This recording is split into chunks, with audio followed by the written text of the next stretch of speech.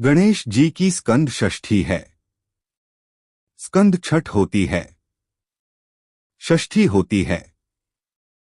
ये भादों के पावन महीने में पूरे वर्ष में केवल एक दिन स्कंद षष्ठी की स्कंद भगवान के अगर केवल स्कंद पुराण को भी कोई जीव श्रवण कर लेता है तो मृत्यु जीते जी भी उसके लिए मार्ग प्रशस्त होकर एक बार वह भगवान का दर्शन भले वह किसी रूप में करे पर मरने से पहले उसको ऐसा महसूस होता है कि मैं बैकुंठ का दर्शन कर कर आया हूँ। ये उसको भान होता है स्कंद पुराण को मात्र श्रवण कर लेने से। मात्र श्रवण स्कंद भगवान का पूजन करा। भगवान शंकर का शिवलिंग बनाया। शंकर भगवान के गणेश जी को और स्कंद देव को बिठाकर पूजन किया। इतना पूजन करा विश्वामित्र और सत्यव्रत ने, इतना पूजन करा भगवान विष्णु ने कहा नया रास्ता बना दिया जाए। विश्वामित्र जी ने धर्म से स्कंद देव से कहकर एक मार्ग का निश्चय किया। उस मार्ग पर राजा सत्यव्रत चलकर जाने लगे। जब थोड़ी दूर पर राजा सत्यव्रत पहुंचते से ही उसी समय पर इंद्र को जलन होने लगी कि जीते जी तो कोई आ ही नहीं सकता, तो ये मरा हुआ ये जीते जी कैसे आ गया। इतने में इंद्रदेव ने उसी समय राजा सत्यव्रत को ऊपर से नीचे धक्का मार दिया। धक्का दिया, राजा सत्यव्रत नीचे आ गए। संगीत बैकुंठ के मार्ग से धक्का देकर राजा सत्यव्रत को नीचे फेंक दिया। राजा सत्यव्रत ने विश्वामित्र जी से कहा मेरा तप, मेरी साधना और स्कंद देव ने मुझे मार्ग दिया, इसके बाद भी इसने नीचे क्यों फेंका, मैं नहीं जानता, पर तू चिंता मत कर। विश्वामित्र जी ने कहा फिर स्कंद देव की पूजन कर।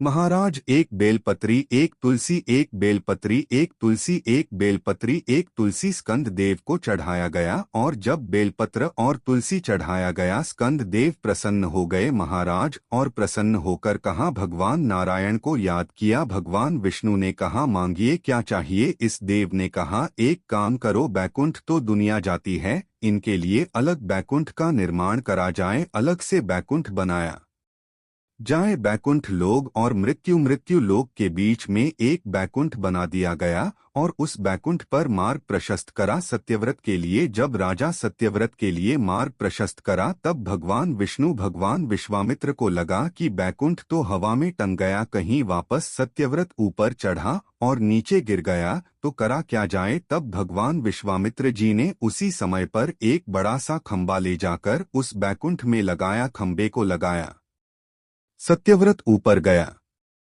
जाने के बाद जैसे सत्यव्रत ने प्रणाम करा, प्रणाम करते ही बैकुंठ का दर्शन करते ही एक अश्रु उस खंभे पर गिरा। उस खंभे पर गिरते ही वो अश्रु के खंबा स्पर्श होने से नारियल का वृक्ष प्रकट हो गया। भगवान उसी समय माता पार्वती ने कहा स्कंद देव भले लोग गणेश जी का पूजन करें।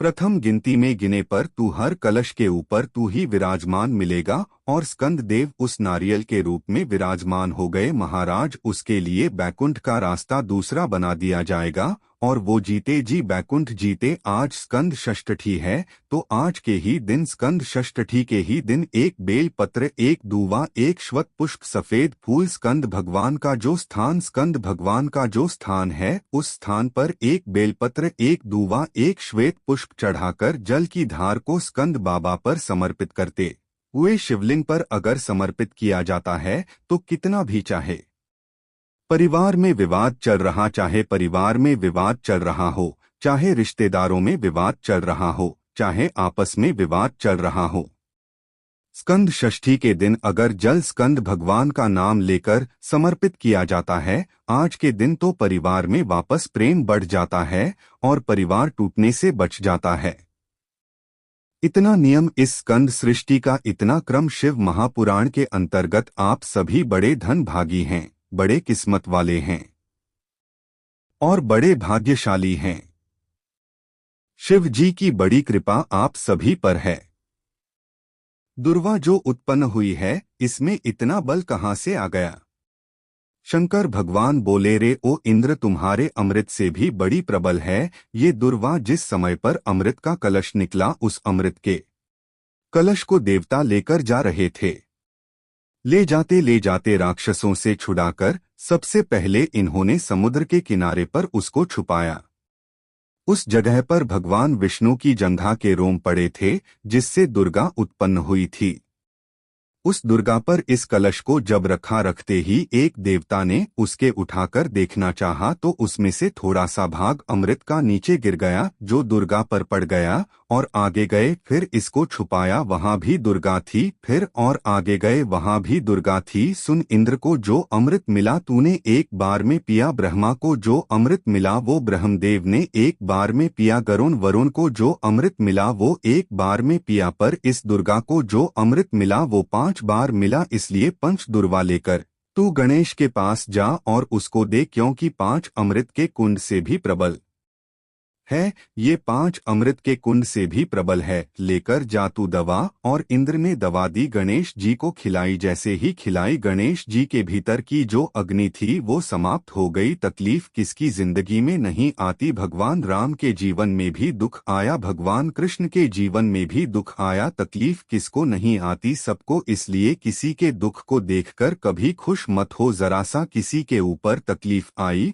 और सब लोग मिलकर चर्चा करने लगे, अच्छा हुआ, बहुत बढ़िया हुआ, ऐसा तो होना ही, इसने तो ऐसा करा, अच्छा हुआ ना किसी को बीमारी आई। कभी मत कहो कि दूसरे को बीमारी आती है ना, तो दुनिया के लोग सोचते हैं कर्म का दंड भोग रहा है। और खुद को बीमारी आई, फिर खुद को तकलीफ आई, फिर खुद को कष्ट आया। फिर इसलिए कभी किसी की जिंदगी में अगर तकलीफ है तो भगवान से प्रार्थना करना, बाबा इसके जीवन में दुख आया है, भले मेरा बेरी है, कष्ट है, मेरे से लड़ता है, पर बाबा दुख समाप्त करना। जब हम सर्वे भव परंतु सुखीना की कामना करेंगे ना, तो सबसे पहले भगवान सुख हमको देगा। सबसे पहले सुख हमें इत्र की शीशी खोलिए, दूसरे पर इत्र लगाइए। सबसे पहले इत्र की खुशबू किसको आएगी? जम के बोलो अपने, हमारा हाथ सुगंधित होगा, क्योंकि हमने इत्र की शीशी खोली है। पहले सुगंध हमको आएगी, सामने वाले को बाद में, क्योंकि इत्र की शीशी हमने खोली है। हम जब दूसरे के लिए अच्छा बोलना प्रारंभ करेंगे तो सबसे पहले परमात्मा हमारा अच्छा करना प्रारंभ कर देता है। अच्छा महाराज का शिव महापुराण वर्णन करती है। किसी भी छठ के दिन, चाहे अंधेरी की छठ हो चाहे उजाले की छठ हो, अगर गणानंद कार्तिकेय जी महाराज का नाम लेकर 6 बेलपत्र पर 6 दुर्वा, 6 पुष्प, 6 अक्षत के दाने रखकर गणानंद कार्तिकेय बाबा की स्मरण कर शिवलिंग की जो जलाधारी है, जलाधारी पर जहां अशोक सुंदरी का स्थान है, उसी के पास में कार्तिकेय जी का स्थान है। किसी भी छठ पर यदि आप बाबा को वो बेल पत्र, वो दुर्गा, वो पुष्प, वो अक्षत का दाना, स्कंद भगवान का नाम ले, कार्तिकेय बाबा का नाम लेकर यदि समर्पित करते हैं, जिंदगी में कितना भी कर्जा हो, कर्जा 3 महीने के अंदर समाप्त होता ही है। साथ में आपका परिश्रम, साथ में आपकी मेहनत और आपकी दृढ़ता है। लोग सोचते हैं कि हमने शंकर जी को बेल पत्र समर्थक कर दिया, कर्जा चुकेगा, पर साथ में मेहनत भी करना। अगर आपके घर में छोटा सा शिवलिंग विराजमान है, या आपके घर में कुबेश्वर धाम का कंकर है, और आपके घर में यदि शंकर भगवान का शिवलिंग है, या सिहोर का रुद्राक्ष हो, या शंकर भगवान का शिवलिंग हो, या कंकर शंकर हो, तो निवेदन है, जहां पर भी शिवलिंग आपके घर में विराजमान है, अगर छोटी सी कटोरी में एक बेलपत्र को आप नीचे रखिए, छोटी सी कटोरी उस बेलपत्र के ऊपर रखकर उसमें थोड़ा सा मधु, शहद, शंकर भगवान की साक्षी में शिव जी के सामने अगर शुक्रवार की शुक्रवार रखना प्रारंभ कर दो, धीरे धीरे संपदा की वृद्धि अपने आप होना प्रारंभ हो जाती। मधु इसलिए आज भी नियम है। जिसके घर में संपदा की कमी होती है, जिसके घर में कर्जा बढ़ जाता है, लक्ष्मी नहीं आती, बहुत टेंशन की जिंदगी जीता है, मनुष्य व्यापार चल नहीं रहा, बहुत तकलीफ का जीवन चल रहा होता है, तो आज भी नियम है महाराज की सोमवार शुक्रवार ये 2 बार ऐसे हैं। इन 2 बार को यदि कटोरी में थोड़ा सा शहद रखकर, मधु रखकर यदि लक्ष्मी जी का स्मरण किया जाए और माता लक्ष्मी जी का स्मरण कर कर एक लाल पुष्प उस कटोरी के सम्मुख में माता लक्ष्मी का नाम लेकर रखा जाए और बाद में वही शहद, वही मधु और वही पुष्प शुक्रवार के दिन पूजन करें। शनिवार के दिन उस मधु का, उस पुष्प का विसर्जन करें। सोमवार के दिन पूजन करें लक्ष्मी जी का स्मरण कर कर और मंगलवार के दिन अगर विसर्जन करें। 5 या 7 सोमवार या शुक्रवार को यदि आप मधु का भोग लक्ष्मी जी को लगाना प्रारंभ कर दे शिव का नाम स्मरण कर कर तो उसके घर में कभी संपदा की कमी नहीं होती। लक्ष्मी संपदा यदि नारायण भगवान को भी प्रसन्न करना है तो मुख से क्या कहना पड़ेगा? नमस्तुभ्यम कहते हैं तो आपको लगता होगा कि शंकर भगवान खुश होते हैं। पर शिव महापुराण की कथा कहती है श्री शिवाय नमस्तुभ्यम जब हम बोलते हैं, ओम नमः शिवाय जब हम बोलते हैं, नमः शिवाय जब हम बोलते हैं, शंकर जी को एक लोटा जल जब हम चढ़ाते हैं तो शिव जी से ज्यादा प्रसन्न भगवान नारायण हो जाते हैं। भगवान विष्णु को तो यदि नारायण भगवान को भी प्रसन्न करना है तो मुख से क्या कहना पड़ेगा? श्री शिवाय नमस्तु। संगीत, भस्म का श्रृंगार, भस्म का दर्शन और भस्म धारण करना, यह भगवान शंकर की अविरल भक्ति है। और मेरी जीजियों, मेरे जीजाओं, बेटियों बेटाओं, मेरी माताओं, मेरे बुजुर्ग, मेरे माता पिता तुल्य जितने भी भाई बंधु बैठे हैं, आप सबसे निवेदन करूं, ज्यादा नहीं तो प्रयास करा करो अपने घर में काशी की या उज्जैनी की या जो भी बड़ा शिवालय हो वहां की थोड़ी सी भस्म अपने घर में होना चाहिए। क्यों, कभी कभी हफ्ते भर, 15 दिन, 20 दिन, 25 दिन में वो भस्म यदि हमारे कंठ पर, मस्तिष्क पर या अपनी जो अच्छी जगह है, कोई फैक्ट्री है, कोई दुकान है, कोई व्यापार है, कोई व्यवसाय है, अन्य जगहों पर कोई कह देता है इसने टोना कर दिया, कोई ना कहे उसने टोटका कर दिया, कोई ना कहे इस पर कुछ जादू कर दिया। नाना शंकर की भस्म अगर किसी घर में है, शिव के शिवलिंग पर चढ़ी हुई भस्म यदि आपके पास में है तो दुनिया का ना तो कोई टोना हो सकता है, ना कोई टोटका हो सकता है, ना कोई हवा हो सकती है, ना कोई हानि हो सकती है। शुभस्म में वो बल होता है। शिवस शंकर के भस्म का दर्शन, भस्म का श्रृंगार का दर्शन, शिव की चढ़ी हुई भस्म का स्पर्श या शिव महापुराण की कथा कहती है कोई अपने मस्तक पर यदि भस्म धारण कर कर जा रहा हो, शंकर की भस्म लगाकर जा रहा हो, उसके मात्र मुखाग्विंद का दर्शन या उसके शरीर से हवा स्पर्श कर भी अगर हमारे शरीर को छू जाती है तो भी हमारा कल्याण निश्चित हो जाता है। भस्म का इतना प्रभाव शिव पर नारद ने भगवान शंकर को प्राप्त करने के बताए हैं। उसमें पहला सूत्र है त्रिपुंड धारण करना और त्रिपुंड भगवान देवदेव महादेव को लगाकर भगवान शंकर को समर्पित कर कर उस त्रिपुंड को अपने मस्तक पर धारण। सत्यम शिवम जम के बोलो। तीसरा सुंदर, जब जीवन में सत्य अगर प्राप्त हो जाता है तो शिव अपने आप मिल जाता है, और अगर शिव मिल गया तो जीवन अपने आप सुंदर बन जाता है। उस जीवन को सुंदर बनाने के लिए हमको कहीं जाने की जरूरत नहीं पड़ती। जीवन की सुंदरता परमात्मा का भजन। मैंने तेरे ही भरोसे ओ बाबा, तेरे ही भरोसे हवा बिच उड़ती जावा बाबा, डोरहू छठी जा शिव मंदिर में लगाया गया। चाहे भस्म हो, चाहे चंदन हो, हल्दी हो, अबीर हो, गुलाल हो, भगवान शंकर को समर्पित करी गई कोई भी वस्तु का, उस सामग्री का त्रिपुंड बास्केट। और हम तो पहले भी कथा में कहे, आज फिर आपसे कहते हैं कि आप रोज प्रतिदिन भगवान को लगाई गई सामग्री का अगर त्रिकुंड नहीं लगा सकते तो हफ्ते में कम से कम एक दिन ऐसा बना लो कि आज मैं शंकर मंदिर जाऊंगा और शिव जी के मंदिर पर अगर जो मिला उसका मैं मस्तक पर त्रिकुंड लगाऊंगा।